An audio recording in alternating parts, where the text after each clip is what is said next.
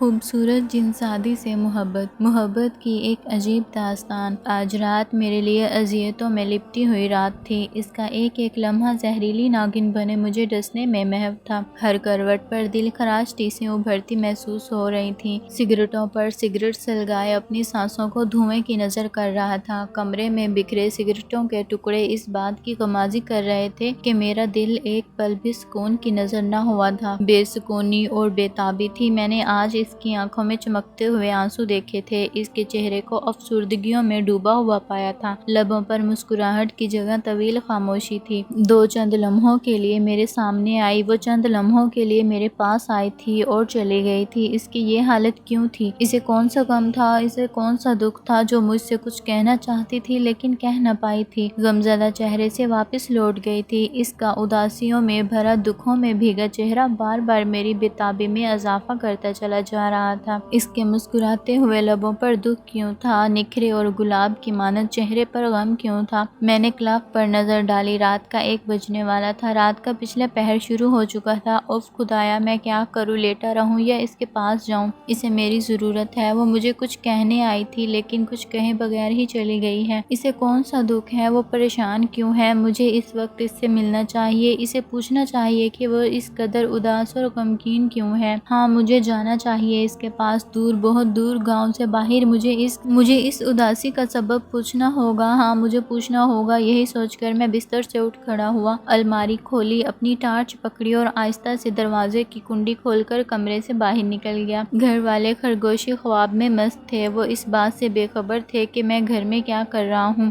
اس کا بیٹا کسی اذیت و کرب میں مبتلا ہے۔ اس کی آنکھوں سے نیند کیوں غائب ہے؟ صرف میں جانتا تھا۔ بیرونی دروازہ کھولتے ہی میں نے ہاتھ میں پکڑی ہوئی ٹارچ روشن کر دی اور اندھیری گلیوں میں روشنی کرتے ہوئے آگے بڑھتا جانے لگا۔ میرا رخ سحرش کے گھر کی جانب تھا جو قبرستان سے دوسری جانب تھا۔ آج پہلا موقع تھا کہ رات کی سیاہ تاریکی میں قبرستان سے گزرتے ہوئے اس کے گھر کی جانب بڑھتا جا رہا تھا۔ چند لمحوں کو تو قبرستان سے خوف ڈر محسوس ہوا، لیکن محبوب کے اداس پریشان چہرے نے، اس کی گری حالت نے خوف و ختم کر دیا تھا۔ چلتے چلتے میں اس کے گھر تک جا پہنچا۔ گھر میں جھانک تانک کر کے اسے ڈھونڈنے لگا۔ وہ کہیں دکھائی نہ دی۔ یا خدایا، وہ دکھائی کیوں نہیں دے رہی؟ شاید سو رہی ہے۔ ہاں، وہ سو رہی ہوگی، یہ سوچ میرے دماغ میں ابھری۔ تبھی اس کا گھر تاریکیوں میں ڈوبا ہوا۔ اگر سوئی نہ ہوتی تو یقیناً اس کے گھر میں روشنی ہوتی۔ پورے گھر میں نہ بھی، کم از کم گھر کے کسی کونے میں روشنی دیکھنے کو ضرور ملتی، لیکن وہاں مکمل سکوت تھا۔ کئی لمحات تک میں اس کی دیوار کے ساتھ کھڑا اندر جھانکتا رہا، پھر واپس مڑنے لگا تو میری نظر اوپر چھت پر جا رکی۔ اس کی دیوار کے ساتھ کھڑا اندر جھانکتا رہا، پھر واپس مڑنے لگا تو میری نظر اوپر چھت پر جا رکی۔ وہ چھت کی منڈیر پر ایک کونے میں اداس پریشان بیٹھی دکھائی دی۔ میں نے اسے پہچان لیا تھا اور اپنی ٹارچ کی روشنی اس پر ٹھہرا دی۔ وہ ذرا بھی خوف زدہ نہ ہوئی اور نہ ہی ڈری۔ وہ ہمت والی اور مضبوط دل کی مالک تھی۔ راحت اوپر آ جائیں، اس کی زبانی اپنا نام سن کر میں حیرتوں میں ڈوبتا چلا گیا۔ سیاہ اندھیرے میں اسے کیسے پتہ چل گیا تھا؟ گلی میں کھڑا انسان میں ہی ہوں، لیکن اس سوچ کو زیادہ دیر تک اپنے اوپر حاوی نہ ہونے دیا، کیونکہ جس طرح میں نے اندھیرے میں پہچان لیا تھا، شاید اس نے بھی مجھے پہچان لیا ہوگا۔ لیکن مجھے اس کے باپ کا خوف تھا۔ اسے دیکھا نہ تھا، میں نے سنا تھا بہت سخت طبیعت کا مالک ہے، کسی غیر انسان کو اپنے گھر کے آس پاس دیکھ کر ہنگامہ کھڑا کر دیتا تھا۔ آ جائیں جناب، جس بات کا آپ کو خوف ڈر ہے وہ گھر نہیں ہے۔ کیا؟ میں چونکا۔ کیسے ہو سکتا ہے کہ اس نے میری سوچ کو پڑھ لیا ہو؟ حیرت کا ایک شدید جھٹکا تھا جس نے مجھے چند لمحوں کو نہ صرف ساکت کر دیا تھا بلکہ ہزاروں وسوسات میں ڈال دیا تھا۔ اب کی بار اس کی آواز سنائی نہ دی، بلکہ وہی ڈگمگاتے قدموں کے ساتھ نیچے سیڑھیاں اترتی چلی آئی۔ گاؤں سے یہاں تک آئے لیکن اندر آنے سے خوف زدہ ہو، اس نے میرے قریب آتے ہوئے یہ فقرہ کہا تو میں حیرت زدہ پھیکی سی مسکراہٹ مسکرا دیا اور کہا، سحرش، تم جانتی ہو کہ میں کمزور دل کا نہیں لیکن مضبوط اعصاب کا مالک ہوں۔ جانتی ہوں، اس نے سرد آہ بھرتے ہوئے کہا۔ اس کا چہرہ ایسے ہی افسردگیوں میں ڈوبا ہوا تھا۔ تمہیں کیا ہوا ہے؟ تمہارا چہرہ کیوں اترا ہوا ہے؟ رنگت کیوں زرد ہے اور لبوں پر مسکراہٹ مرجھا سی گئی ہے؟ میں نے وہ الفاظ کہہ دیے جنہوں نے مجھے گھر سے یہاں تک پہنچنے میں بے چین کر رکھا تھا۔ میری بات سن کر وہ سسک پڑی۔ مہیب سناٹے میں اس کی سسکاریوں کی گونج یوں پھیلنے لگی جیسے سسکاری میں زمانے بھر کا دکھ امڈ آیا ہو۔ کیا بات ہے؟ بولو نا، مجھ سے اس کی یہ حالت دیکھی نہ گئی۔ جیسے میں چیخ ہی پڑا۔ راحت، ایک بات تم سے کہنی ہے؟ اس نے روتے روتے کہا۔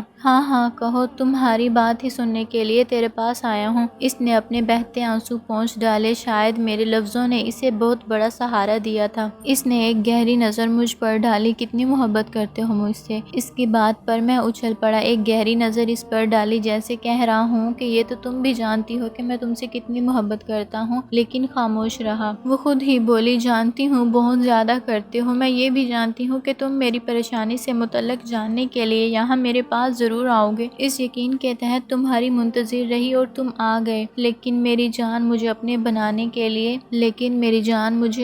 کے لیے تجھے ایک کڑے امتحان سے گزرنا ہوگا۔ امتحان؟ میں نے ٹوٹے ہوئے لفظ ادا کیے۔ ہاں امتحان۔ تمہیں مجھ سے سچی محبت ہو گئی تو اس امتحان سے ضرور گزر جاؤ گے۔ سحرش، تمہیں پانے کے لیے ایک تو کیا ہزاروں امتحانوں سے گزرنا پڑا تو پیچھے نہ ہٹوں گا۔ گھر کے کمرے دیکھ رہے ہو نا، سبھی خالی ہیں، یہاں میرے علاوہ کوئی اور نہیں ہے۔ ہاں ہاں دیکھ رہا ہوں، بلکہ پوچھنا چاہتا تھا کہ تیرا بابا کہاں ہے؟ اس نے سرد آہ بھری اور کہا، راحت یہی امتحان ہے، میرے بابا کو کسی نے اغوا کر لیا ہے۔ کیا اغوا؟ ہاں اغوا کرنے والوں کو میں جانتی ہوں، لیکن تم جانتے ہو میں اس کا مقابلہ نہیں کر سکتی۔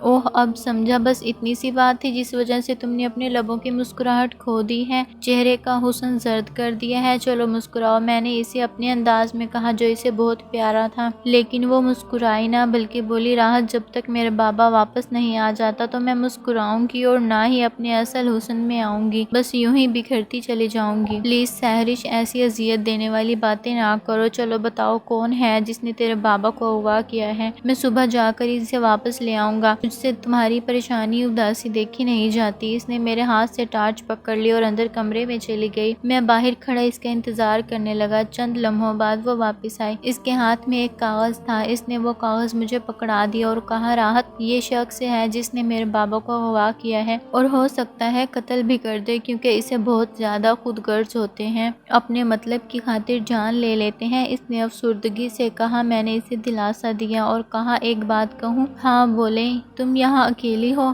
تمہارے بابا گھر نہیں ہیں؟ مجھ سے برداشت نہیں ہو پا رہا کہ تم یہاں تنہا رہو، چلو میرے ساتھ میرے گھر چلو۔ نہیں راحت، تم میری فکر نہ کرو، یہاں مجھے کچھ نہیں ہوگا۔ تم جانتے ہو شروع سے اکیلی رہ رہی ہوں، مجھے گاؤں والوں سے ذرا سا بھی خطرہ نہیں ہے، اور ہاں اگر کسی نے مجھ پر غلط نظر ڈالی بھی تو میں مقابلہ کرنا مجھے آتا ہے۔ چلو آؤ تمہیں قبرستان پار کروا دوں۔ اس نے زندہ دلیری سے یہ الفاظ کہے، گھر جا کر سوچنا، اگر تم امتحان میں کامیاب ہو گئے تو میں تمہارے گھر میں ایک دلہن کے روپ میں موجود ہوں گی، اور اگر ناکام ہوئے تو جانتے ہو بابا کے بغیر میں جی نہیں سکتی۔ اتنا کہہ کر وہ گھر سے باہر نکل آئی اور میرے ساتھ ساتھ چلنے لگی۔ ان قبرستانوں سے کیا ڈرنا؟ اس نے قبرستان میں داخل ہوتے ہوئے کہا، یہ لوگ تو قبروں میں اپنے کیے کے پھل پا رہے ہیں، یہ بھلا زندہ انسانوں کو خوف زدہ کیسے کریں گے؟ اس نے بہت اچھی بات کی تھی، میرے دل کو لگی، واقعی وہ تو اس چیز کا پھل پا رہے تھے جو انہوں نے دنیا میں رہ کر اکٹھا کیا، چاہے اچھا یا برا۔ خوف تو صرف اندھیروں سے آتا ہے، رات کی تاریکیوں سے آتا ہے، یا پھر شاید تنہائیوں سے آتا ہے۔ میں نے سوچا تو وہ بولی، تمہارے دل کی سوچیں بالکل ٹھیک ہیں۔ کیا؟ میں نے چونکا اور پھر خود ہی بول پڑا، سحرش پتہ نہیں تمہارے پاس کیا علم ہے، کئی بار میں نے محسوس کیا ہے